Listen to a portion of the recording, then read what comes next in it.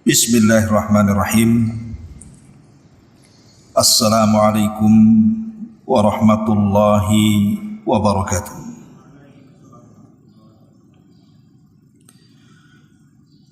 Alhamdulillah. Alhamdulillahi rabbil alamin. Wa bihi nasta'in wa ala umurid dunya waddin. Wassalatu wassalamu ala ashrafil anbiya'i wal mursalin Muhammadin wa ala alihi wa sahbihi ajmain, amma ba'du.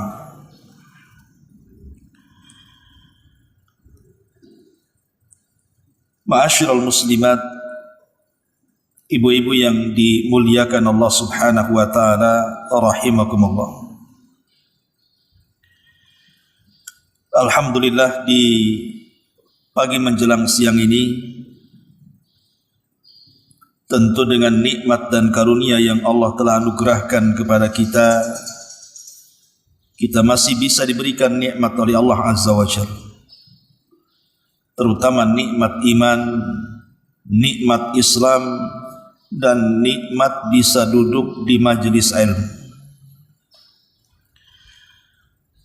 Kemudian salawat dan juga salam untuk keberkahan majlis di pagi menjelang siang ini kita haturkan kepada Rasul kita, qudwah kita dan uswah kita semuanya, Nabi besar Muhammad sallallahu alaihi wa ala alihi wasallam.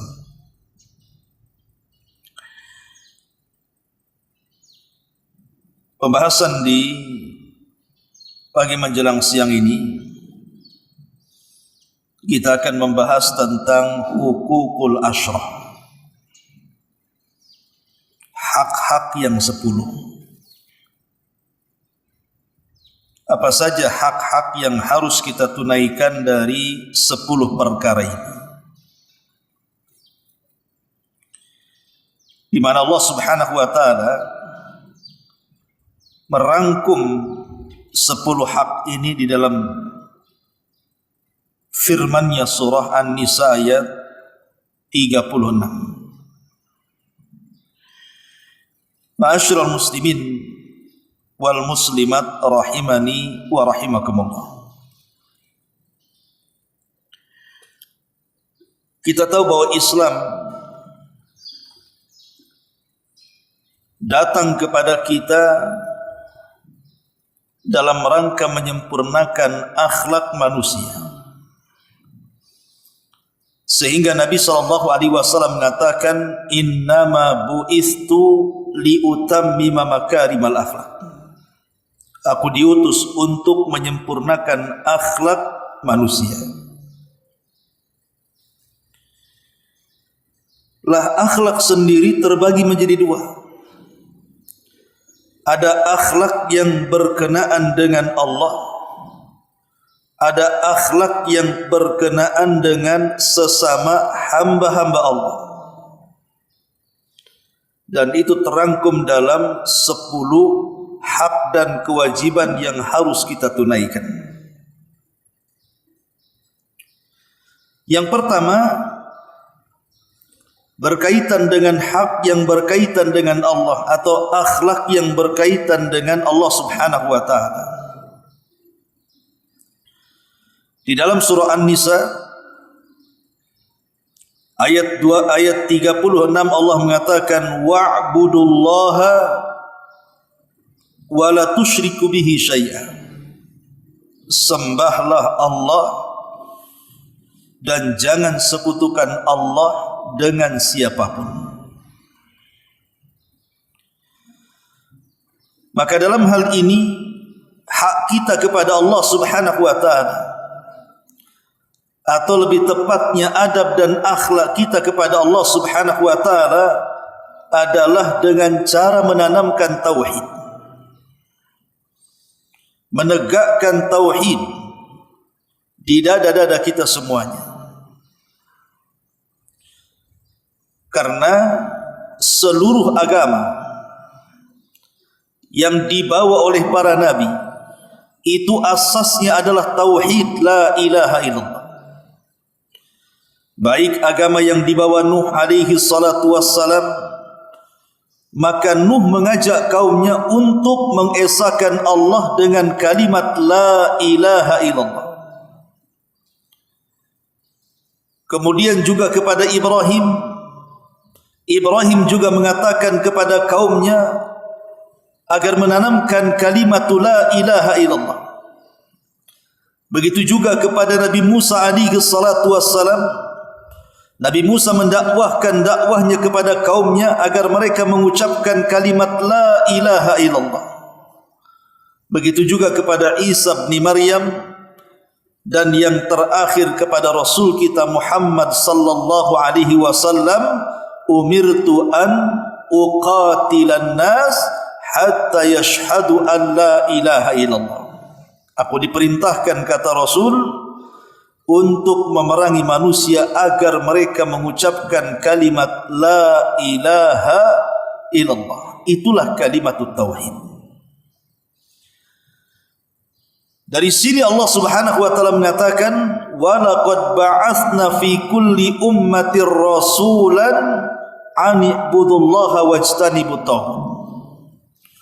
Dan sungguh kami telah utus pada tiap-tiap umat ini seorang rasul, di mana tugasnya menyampaikan kepada umatnya, sembahlah Allah dan jauhi sesembahan selain daripada Allah alias taghut.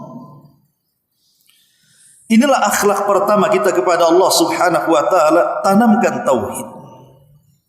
Hujamkan tauhid dalam dada-dada kita.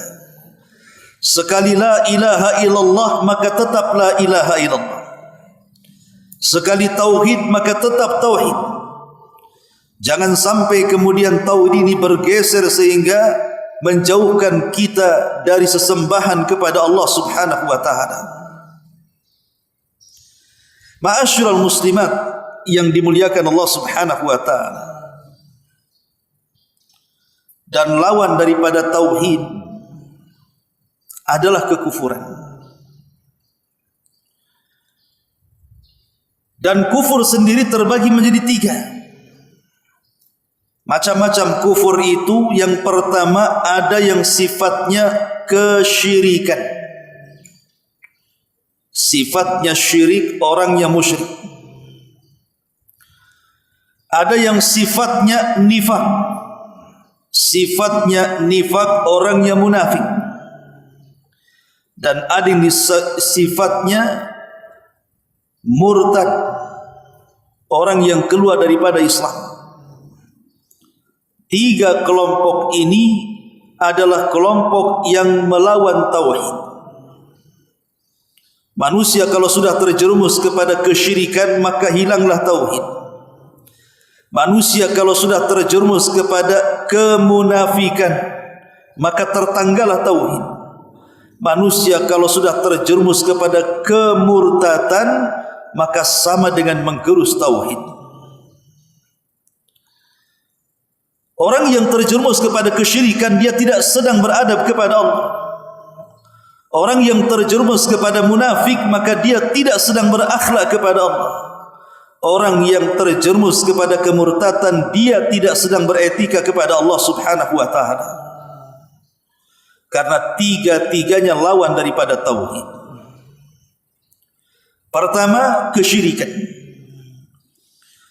Syirik itu sifatnya orang yang disebut musyrik. Dan syirik itu artinya taswiyatullahi bi ghairillah. Menyamakan Allah Subhanahu wa taala dengan selain Allah Subhanahu wa taala. Menyamakan Allah dengan selain Allah. Dia yakin kepada Allah, tapi di sisi lain dia yakin kepada selain Allah Subhanahu wa taala. Itulah syirik. Di zaman Nabi sallallahu alaihi wasallam, Nabi sallallahu alaihi wasallam diutus kepada umat yang rusak akidahnya karena mereka menyembah berbagai macam berhala, sampai berhala yang di sekitar Ka'bah saja jumlahnya 360 lebih. Saking banyaknya berhala yang disembah orang-orang musyrik itu. Dikenallah kemudian berhala-berhala orang musyrik itu dengan sebutan Lata, Uzza, Manat, Hubal, Saif, Nailah, dan macam-macam lagi namanya. Nabi diutus kepada mereka orang-orang yang menyembah ini. Dan Nabi SAW selama 13 tahun berusaha menyelamatkan manusia dari penyembahan kepada berhala. Tetapi Allah Subhanahu wa taala belum berikan hidayah kepada penduduk Mekah kecuali sedikit. Baru setelah Nabi hijrah ke Madinah, kemudian menetap 10 tahun di kota Madinah. Sebelum wafatnya Nabi SAW kemudian menaklukkan kota Mekah. Disitulah mulai Rasul memberantas kesyirikan satu persatu, sehingga Allah mengatakan ja'al haq wa zahaqal batil innal batila kana zahuqa. Ketika datang kebenaran, tergeruslah kebatilan, karena kebatilan itu pasti akan dikalahkan dengan kebenaran. Akhirnya kemudian penduduk Mekah kembali mentauhidkan Allah. Tidak lagi ada orang yang menyembah Lata, tidak ada orang yang menyembah Uzza, tidak ada lagi orang yang menyembah Manat, dan begitu seterusnya. Maka negeri Mekah menjadi negeri tauhid sejak diutusnya Rasul sampai hari ini. Satu-satunya negeri tauhid itulah negeri Saudi Arabia, khususnya Mekah dan Madinah. Tapi di zaman sekarang saya kira tidak ada orang yang menyembah Lata dan Uzza. Tidak ada yang akan menyembah Manat dan juga Hubal. Tidak ada yang menyembah Saif dan juga Nailah. Tetapi bukan berarti ketidakadaannya berhala-berhala itu, kesyirikan lantas hilang di tengah-tengah kaum muslimin. Rupanya tidak. Karena berhala-berhala yang dulu disembah di zaman jahiliyah itu berubah berhalanya. Boleh jadi dulu disebut Lata, sekarang disebut harta. Dulu disebut Hubal, sekarang mungkin disebut tahta. Boleh jadi mungkin dulu disebut Nailah, Saif, dan yang semacamnya. Boleh jadi mungkin sekarang disebut wanita, ataupun mungkin pasangan hidup, dan begitu seterusnya. Itulah yang kemudian kesyirikan itu sama, cuman bentuknya yang berbeda. Kalau dulu mengagungkan Lata Uzza, sekarang mengagungkan harta. Kalau dulu mengagungkan Manat dan juga Hubal, sekarang mengagungkan tahta, dan begitu seterusnya yang berkaitan dengan dunia. Tapi yang namanya kesyirikan itu sama saja. Intinya adalah menduakan Allah Subhanahu wa taala dengan yang lainnya.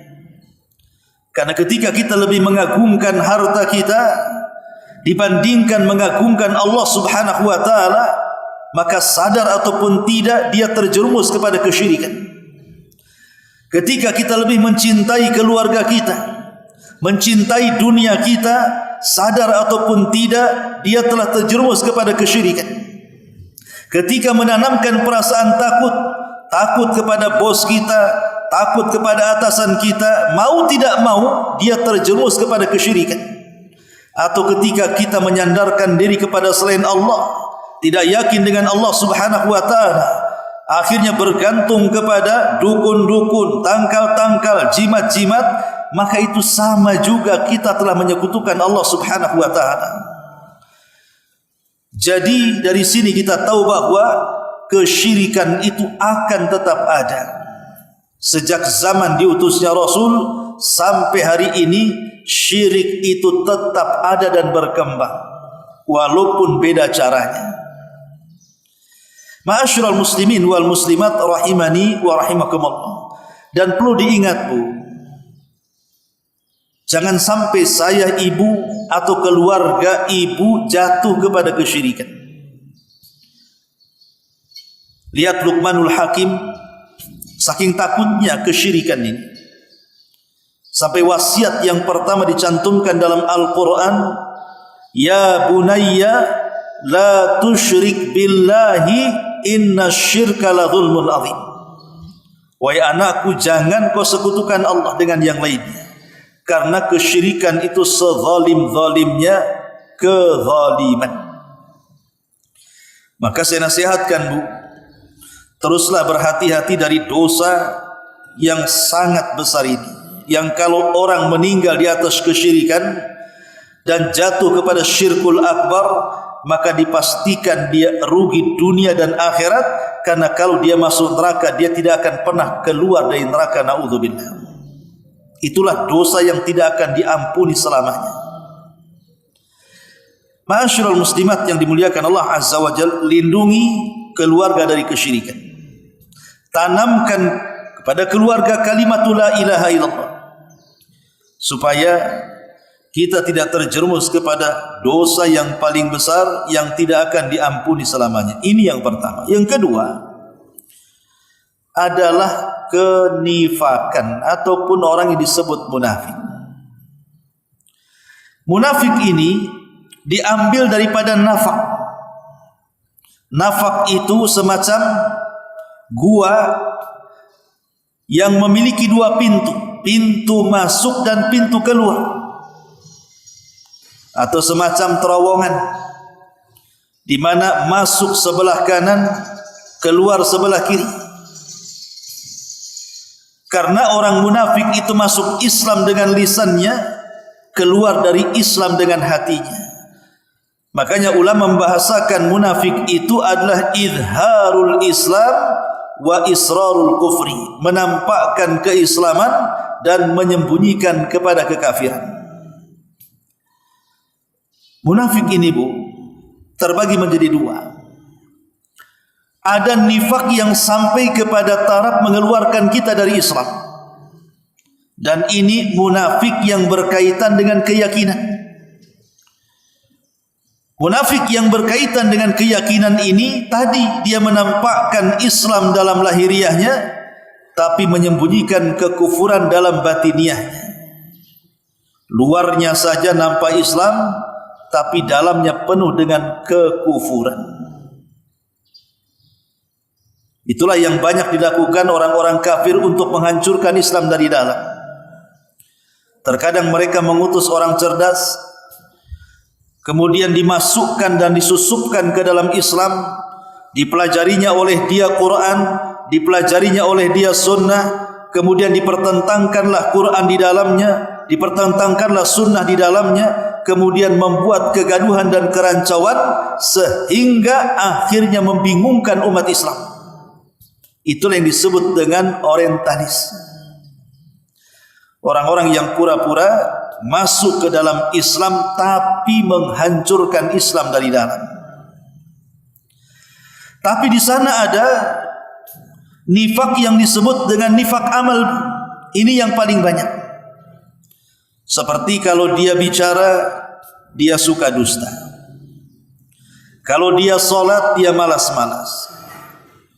Kalau dia berjanji, dia berkhianat. Kalau dia dititipi amanah, dia pun tidak mengerjakan amanah.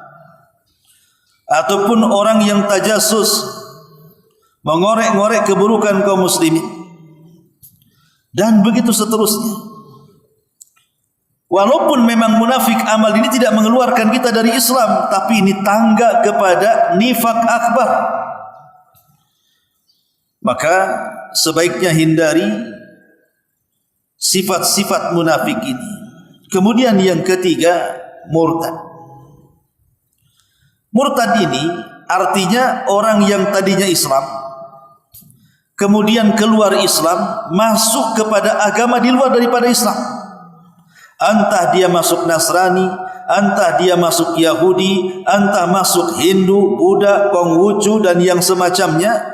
Maka orang yang keluar dari Islam, orangnya disebut murtad.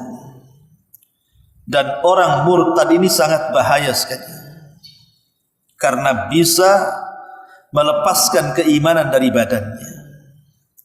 Tapi murtad itu bukan hanya sekedar orang yang terang-terangan keluar dari Islam dan merubah KTP. Terkadang KTP-nya masih Islam, tapi dia tidak sadar kalau dia sudah tidak ada Islam. Seperti umpamanya dia meyakini bahwa agama itu semua sama, seperti yang diyakini orang-orang liberal, semua agama itu sama. Orang yang mengatakan semua agama sama itu bisa kufur, dia bisa murtad tanpa sadar. Ataupun orang yang mengatakan bahwa Islam ini agama yang hurriyah, bebas, membebaskan para penganutnya untuk memilih terserah dengan keyakinan yang ia yakini. Mau jadi Hindu ya silahkan, mau jadi Yahudi ya silahkan, mau jadi, membebaskan.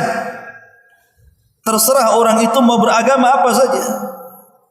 Maka keyakinan seperti ini juga tanpa sadar orang itu bisa murtad. Atau berhukum kepada selain hukum Allah dan meyakini bahwa hukum selain hukum Allah itu lebih baik, lebih mulia, lebih agung dibandingkan Al-Quran dan Sunnah. Ini bisa murtad. Atau yang datang ke dukun kemudian meyakini apa yang dikatakan Mbah Dukun, kita bertanya kemudian meyakini apa yang difatwakan Mbah Dukun, walaupun dia ngaku masih Islam, dia tidak sadar itu bisa menjadikan dia murtad. Dan banyak lagi. Jadi murtad itu tidak mesti orang keluar dari Islam secara terang-terangan, maksudnya ya, bisa dengan keyakinan-keyakinan yang sadar ataupun tidak Islamnya telah batal, dengan menghina Al-Quran, dengan menghina Rasulullah, dengan menghina ayat-ayat Allah Subhanahu wa taala, dan begitu seterusnya. Ma'asyiral muslimat yang dimuliakan Allah Subhanahu wa taala, inilah 3 jenis kekufuran yang berkaitan dengan akhlak kita kepada Allah Subhanahu wa taala. Maka kalau kita hendak berakhlak kepada Allah, tanamkan tauhid. Tanamkan tauhid, hindari kekufuran. Baik itu kufur kepada Allah Subhanahu wa taala dan mempengaruhi imannya, seperti kesyirikan, kemunafikan dan kemurtadan, ataupun yang kedua yang disebut dengan kufur nikmat. Kufur nikmat tentu lebih bawah dibandingkan kufur sebelumnya. Secara tingkatan kufur nikmat tentu lebih ringan dibandingkan kufur-kufur sebelumnya. Tapi walaupun lebih ringan, kufur nikmat ini bisa menjadi tangga kepada kufur yang lebih besar dibandingkan yang pertama tadi. Lalu apa kufur nikmat itu?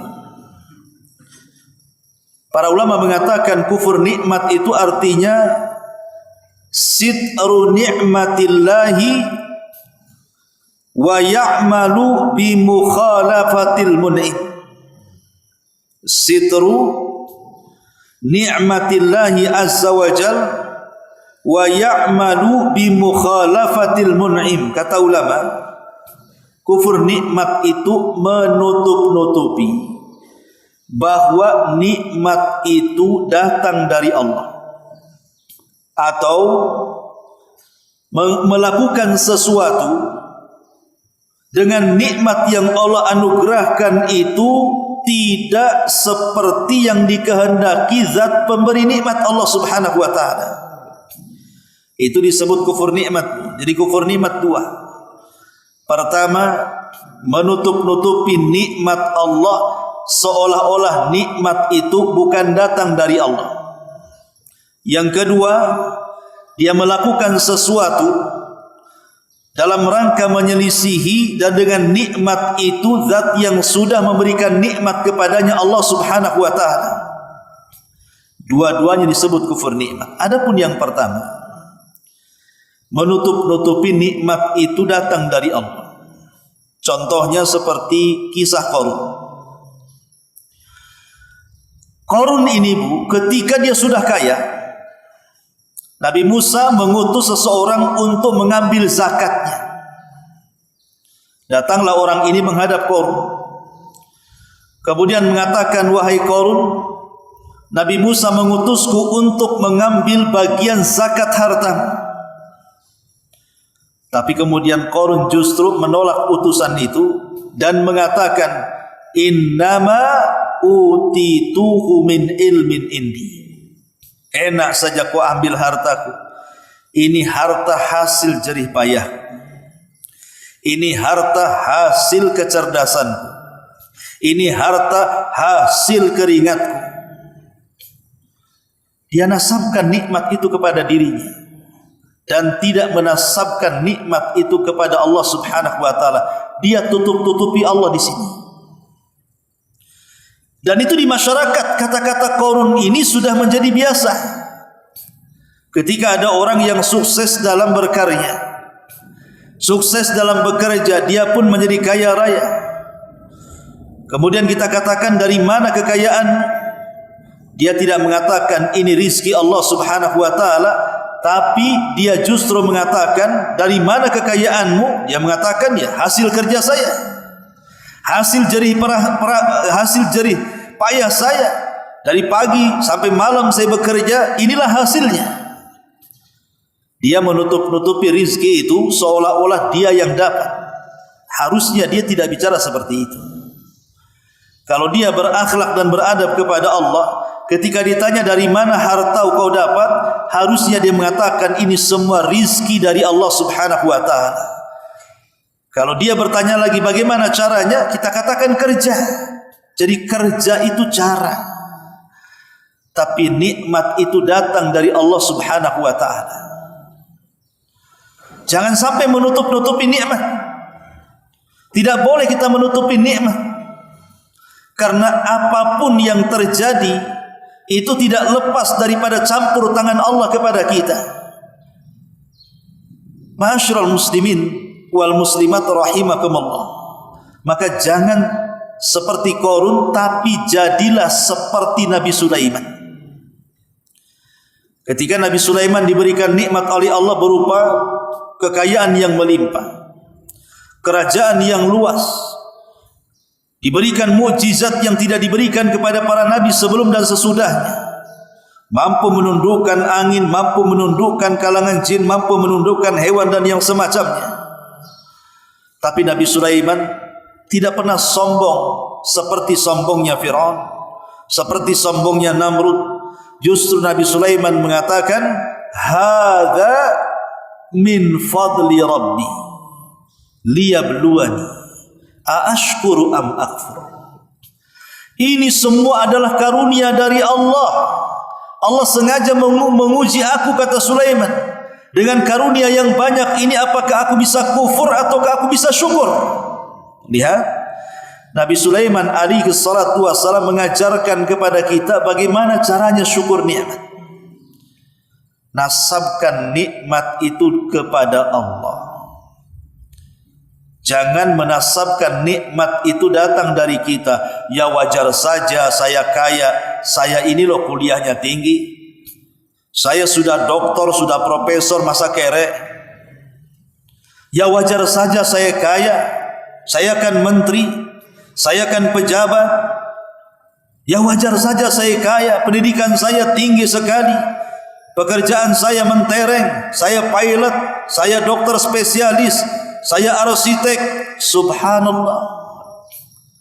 Kalau bukan karena Allah Subhanahu wa taala yang memberikan rizki kepada kita, itu tidak ada guna titel-titel itu. Karena yang namanya rizki, yang namanya jodoh, yang namanya maut, itu semua rahasia Allah. Betapa banyak orang-orang yang memiliki kecerdasan tinggi, kalau Allah tidak memberikan rizki, toh hidupnya juga susah belangsak juga. Tapi berapa banyak orang-orang yang tidak tinggi sekolahnya, mungkin pendidikannya juga terbatas, tapi kalau Allah mau memberikan rizki, jadi juga dia orang kaya. Karena rizki itu kuasa Allah Subhanahu wa ta'ala. Kita ini hanya disuruh untuk berusaha. Adapun yang memberikan kekayaan kepada kita itu Allah Subhanahu wa ta'ala. Karena rahasia kaya itu di tangan Allah, bukan di tangan kita. Maka jangan sampai menutup-nutupi nikmat yang Allah anugerahkan, nasabkan nikmat itu kepada pemiliknya, Allah Subhanahu wa taala. Karena banyak kata-kata di masyarakat ini terkadang tidak sadar itu bagian daripada kufur nikmat. Yang sering saya contohkan, ibu naik motor dari rumah ke Masjid Nidaul Ilmi. Kemudian di tengah jalan ada mobil yang hampir menyerempet ibu. Kemudian ibu hampir terjatuh. Kemudian yang dibonceng mengatakan kepada sopirnya, kalau bukan karena kepiawaian anti yang menyetir, tentu kita sudah terpelanting mati tulah ketabrak lori katanya. Lah, kok bisa keselamatan dinasabkan kepada sopir? Ini kalimat-kalimat seperti ini bentuk menutup-nutupi nikmatku. Harusnya dia jangan ngomong begitu, tapi harusnya dia mengatakan, kalau bukan karena Allah, kemudian Umi yang nyetir, yang pandai, yang piawai, tentu kita sudah celaka. Begitu maksudnya. Karena menutup-nutupi nikmat itu bagian daripada kufur nikmat. Atau mengatakan kepada orang, kalau bukan karena bantuanku, kalau bukan karena modal yang aku berikan, kalau bukan karena aku tolong, kamu mungkin sudah jadi gembel di jalan. Kamu sudah mungkin keluar dari Batam, tidak tahan tinggal di sini. Kamu tidak akan berhasil. Nah, ini kan kalimat ini sering kita dengar di masyarakat. Seolah-olah keberhasilan seseorang ditentukan oleh kita. Tidak, keberhasilan itu yang menentukan Allah. Kita ini hanya wasilah saja. Maka bahasanya dibetulkan dengan mengatakan, kalau bukan karena Allah kemudian bantuanku. Begitu maksudnya. Karena beradab sedikit kepada Allah itu penting. Walaupun kita yakin semua datang dari Allah, tapi kita dituntut berakhlak. Kita ngomong dengan manusia saja asal-asalan tersinggung, apalagi bicara tentang nikmat Allah Subhanahu wa taala. Ini yang pertama. Namanya sitru ni'amillahi azza wajalla. Bagian daripada kufur nikmat itu menutup-nutupi nikmat, tidak dinasabkan kepada yang memberikan nikmat. Yang kedua, wa ya'mal bi mukhalafatil mun'im. Dia melakukan sesuatu dengan nikmat yang Allah anugerahkan itu untuk menyelisihi zat yang telah memberikan nikmat kepadanya. Diberi mata oleh Allah Azza wa Jalla, tidak bersyukur, malah dilihatkan kepada yang diharamkan. Diberi telinga oleh Allah, tidak bersyukur, malah diperdengarkan kepada perkara-perkara yang memiliki dosa seperti ghibah, namimah dan yang semacamnya. Diberikan lisan oleh Allah, bukannya bersyukur untuk membaca Quran, berzikir, mengislah manusia, berdakwah kepada manusia, justru digunakan untuk ghibah, digunakan untuk nipu, digunakan untuk dusta, digunakan untuk mengadu domba, dan begitu seterusnya. Diberikan nikmat tangan, diberikan nikmat kaki yang harusnya dilangkahkan ke tempat-tempat yang sekiranya di situ ada pahala. Melangkah ke majelis ta'lim, melangkah ke masjid, melangkah ke tempat-tempat untuk bersilaturahim, malah dilangkahkan untuk bermaksiat kepada Allah Azza wa Jalla. Ini semua dalam rangka menyelisihi orang atau zat yang memberikan nikmat kepada kita, Allah. Maka itu bagian daripada kufur nikmat. Jadi kufur nikmat itu tidak menggunakan nikmat Allah kepada yang semestinya. Ma'asyiral muslimat yang dimuliakan Allah Azza wa Jalla, inilah dua perkara yang harus dipahami tentang adab kepada Allah Azza wa Jalla. Jangan kufur kepada Allah dengan tiga macamnya: syirik, murtad, ataupun nifaq. Yang kedua, jangan kufur kepada Allah, artinya mengkufuri nikmat yang Allah anugerahkan kepada kita. Karena dua kufur ini menunjukkan tidak beradabnya kita dengan Allah Subhanahu wa taala. Yang kedua, adab dengan manusia. Apa saja adab dengan manusia ini? Inilah masuk pada hukukul ashr namanya. Ya. Di antaranya adab kepada manusia, saya baca secara singkat baru kita jelaskan. Pertama, beradab dengan kedua orang tua.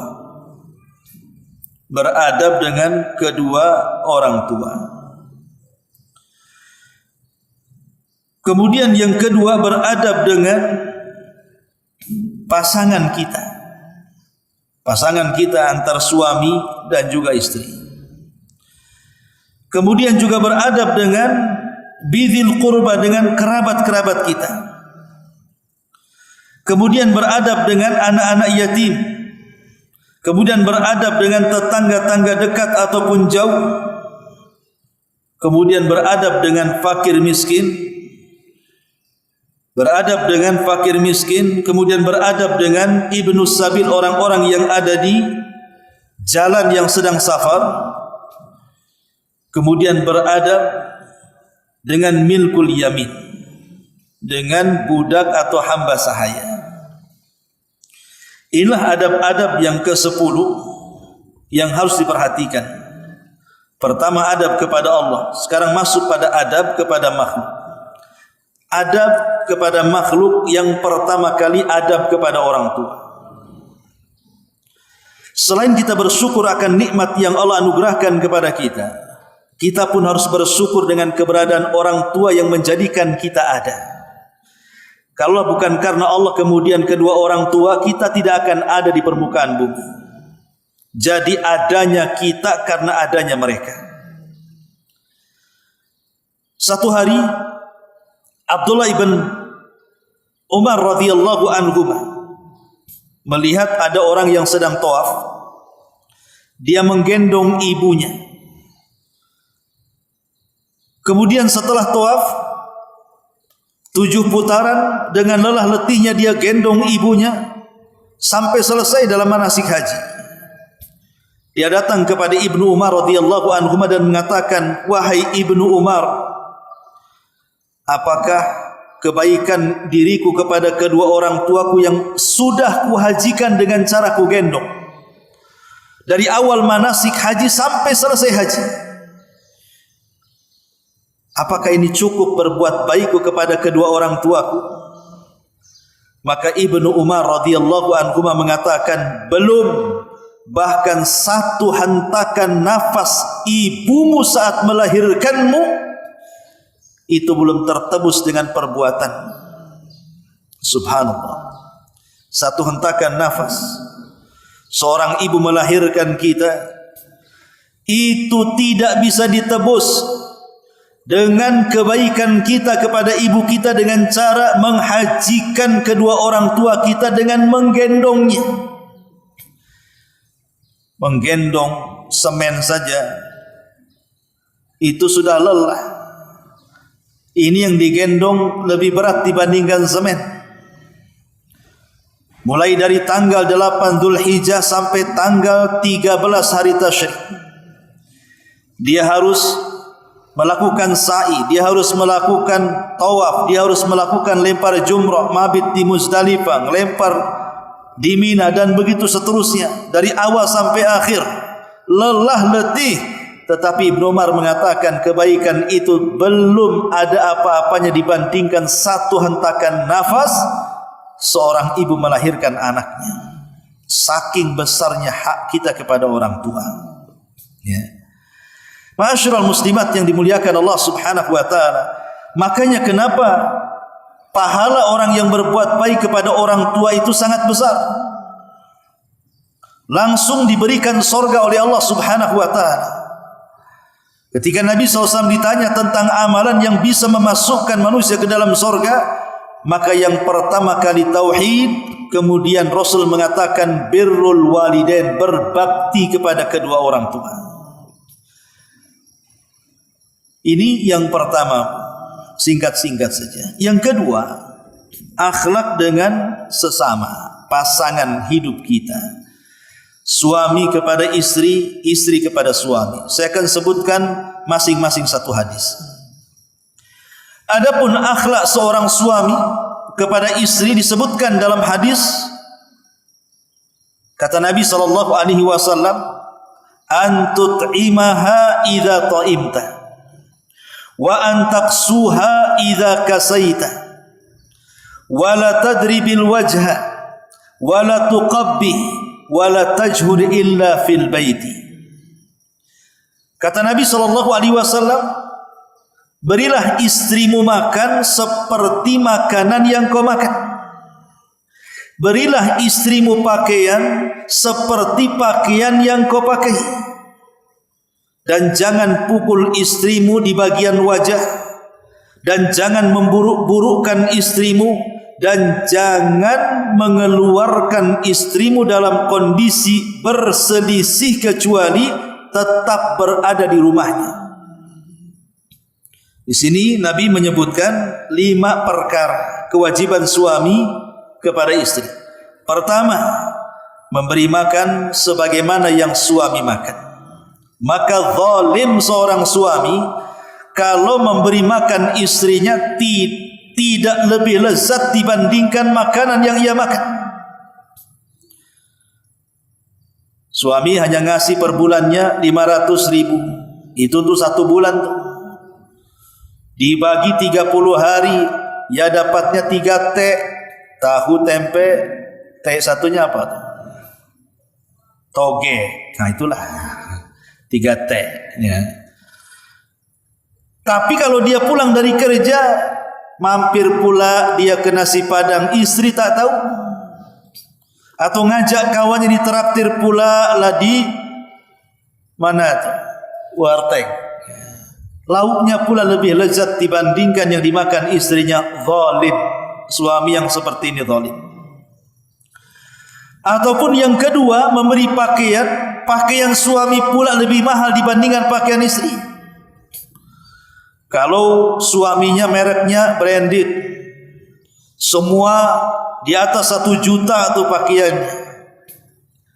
Istri pula kemudian diberi pakaian yang biasa-biasa saja, yang harganya 100.000 dapat 5. Jadi kan 10 ribuan.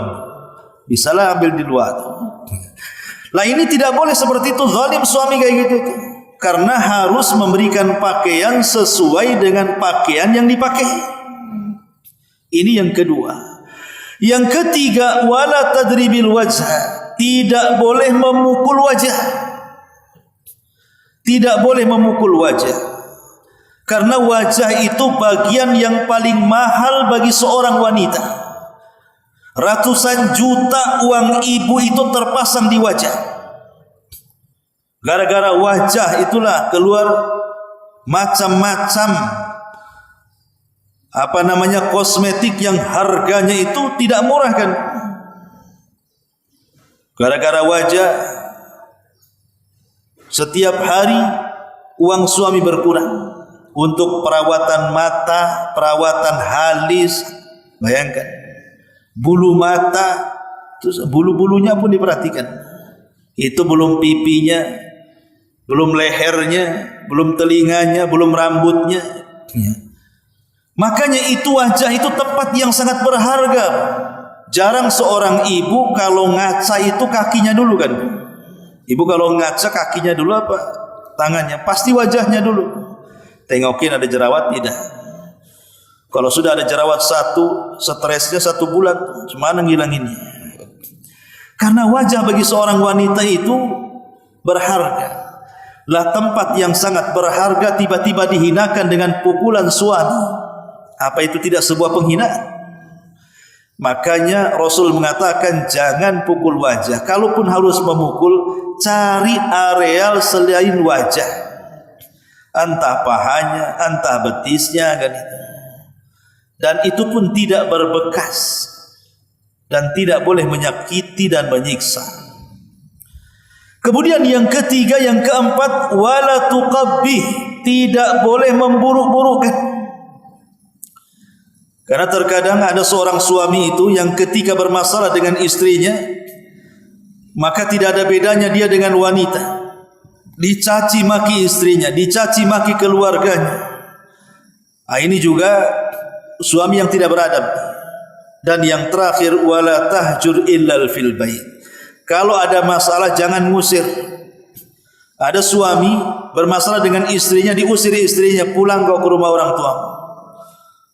Bahkan saya pernah melihat ada orang rumah tangga bermasalah, Bu.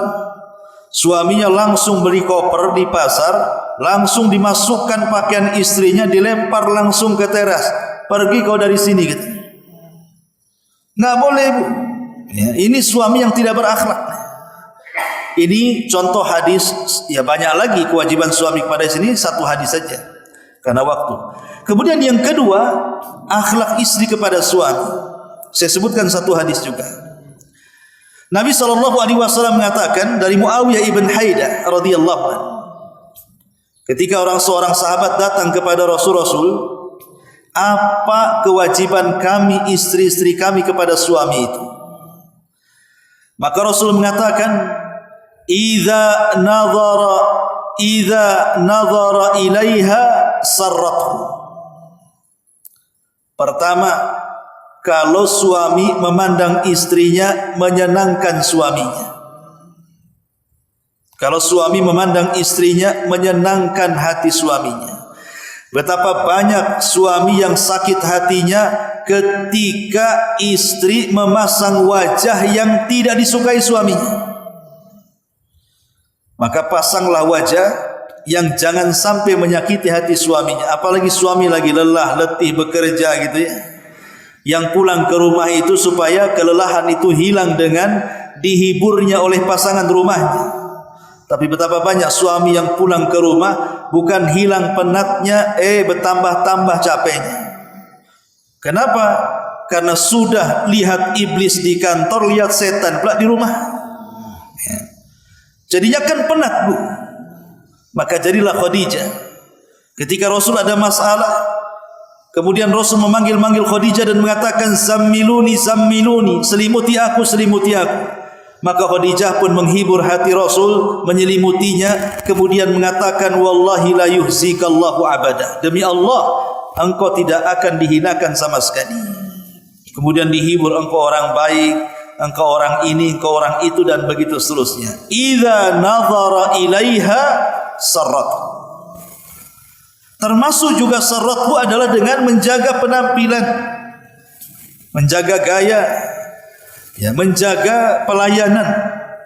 Macam mana suami supaya jangan sampai tidak suka dengan saya. Ini yang pertama.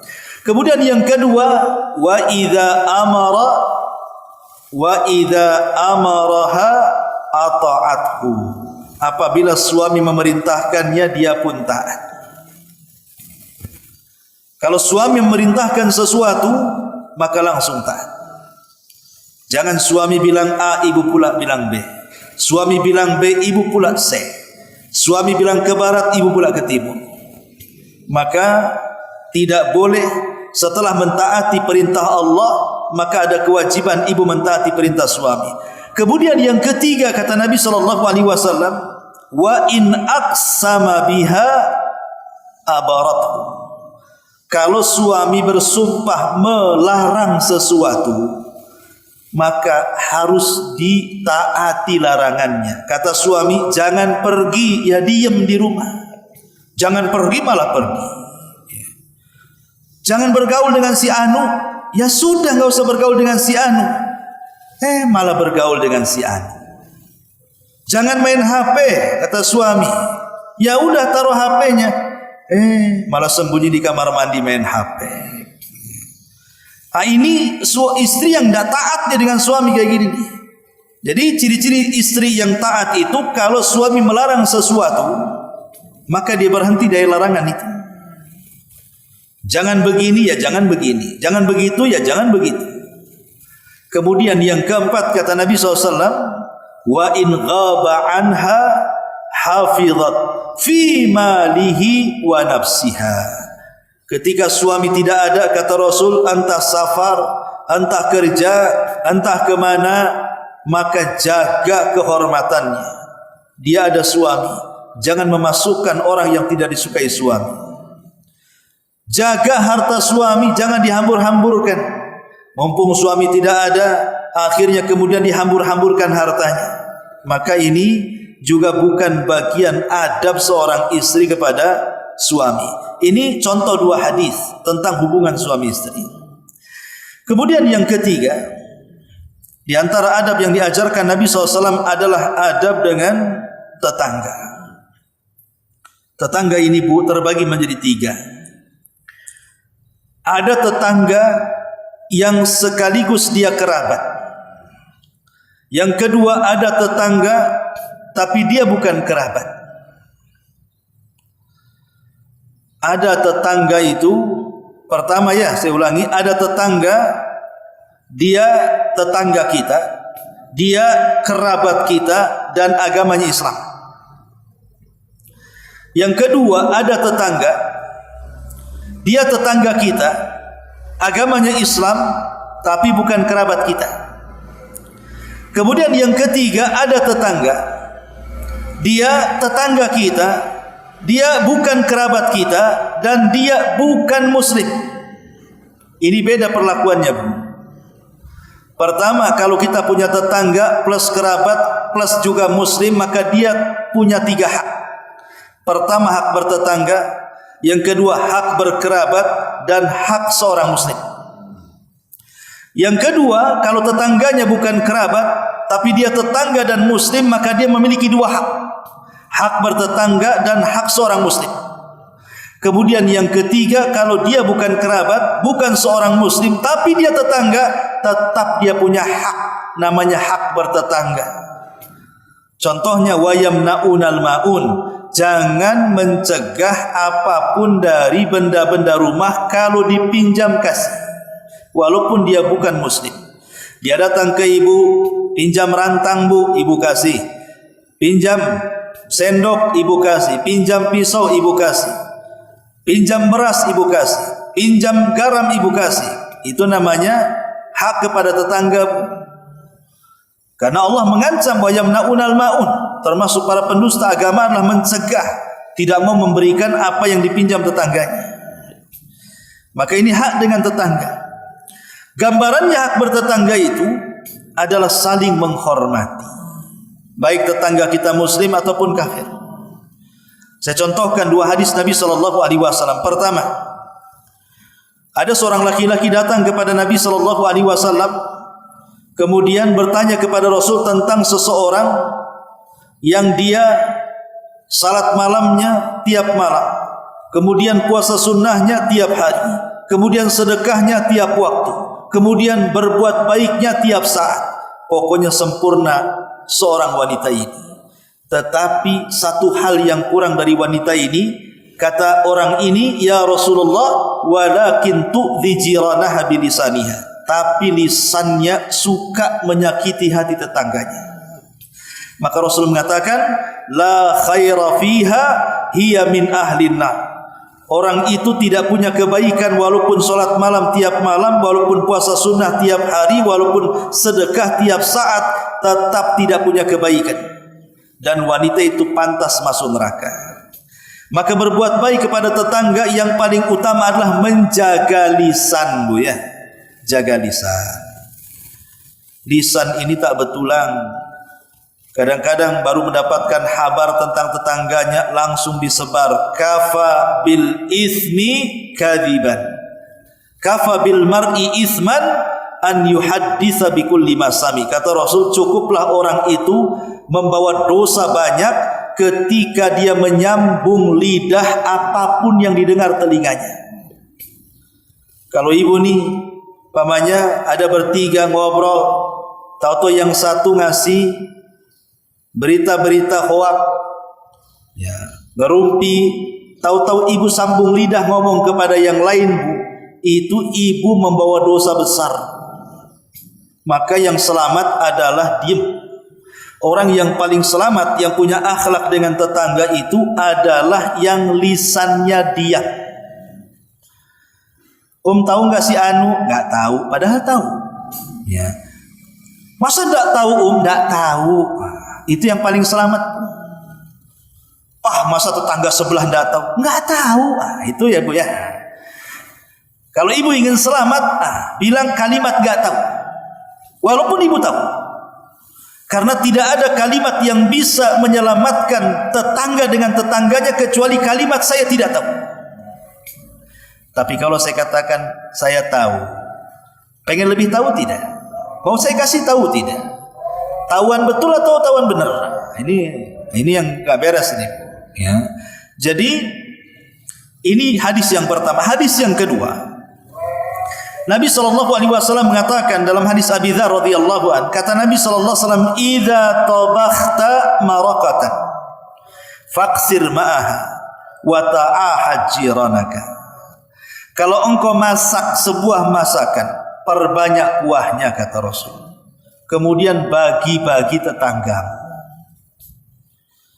Kalau engkau masak sebuah masakan, perbanyak kuahnya supaya jadi banyak, kemudian bagi-bagi tetanggamu.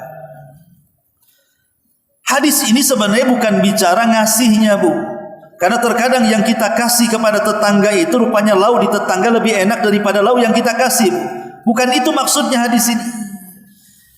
Hadis ini maksudnya ditinjau dari akhlak. Kadang-kadang tetangga ini kalau kita mengasih sesuatu walaupun mungkin yang dikasih itu tidak berharga bagi dia, tetapi dengan memberikan sesuatu kepada kita bentuk hadiah itu bagian akhlak yang berkesan dalam hidup bertetangga.